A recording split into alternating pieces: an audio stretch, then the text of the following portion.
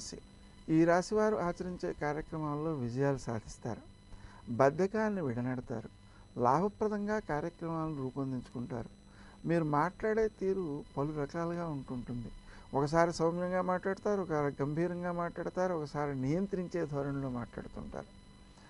కాబట్టి నియంత్రణ ధోరణి ఏదైతే ఉందో అది ఇతరులను దూరం చేస్తుంది. కాబట్టి దాన్ని తగ్గించుకోవాల్సిన అవసరం ఉంది. మీరు చక్కగా మాట్లాడగలరు, ఆ నైపుణ్యం మీకుంది. ఆ నైపుణ్యాన్ని వినియోగించుకోవడం అనేది మీ చేతిలో ఉంది. అది మీకు ఉపకరించేదిగా ఉంటుంది.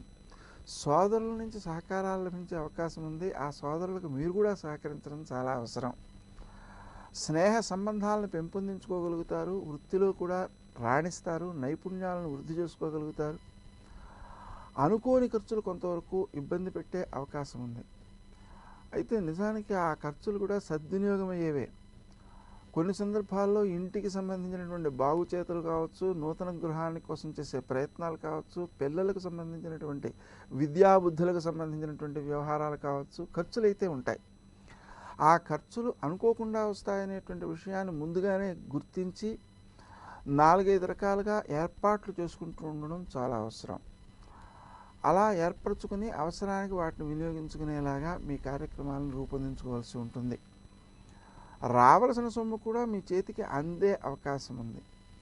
ఆ వచ్చిన సొమ్మును సద్వినియోగం చేయడము, మీకు అత్యవసరాలైనటువంటి కార్యక్రమాలకు మాత్రమే వినియోగించడము అవసరం.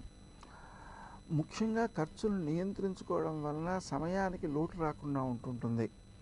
సుమంతో శ్రీ కార్తవీర్యార్జునాయ నమః అనే మంత్రం ఈ విషయంలో మీకు బాగా ఉపకరిస్తుంది.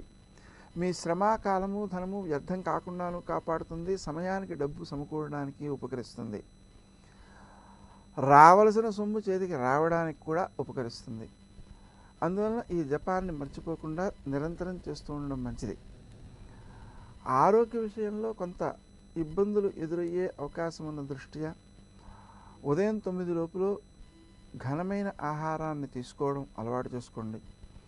అలాగే రాత్రి 9ంటికల్లా నిద్రపోవడానికి ప్రయత్నం చేయండి. ఈ 2 కార్యక్రమాలు చేస్తుంటే మీ ఆరోగ్యానికి చాలా రక్షణ లభిస్తుంది. వృత్తి స్థానంలో మీ యొక్క కృషి ఇతరులకు కూడా మేలు చేసేదిగా ఉంటుంది.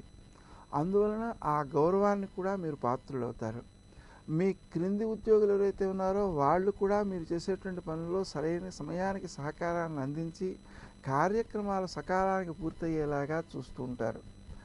వారందరి యొక్క కృషి యొక్క ఫలితమైన గౌరవాన్ని కూడా మీరే పొందుతారు.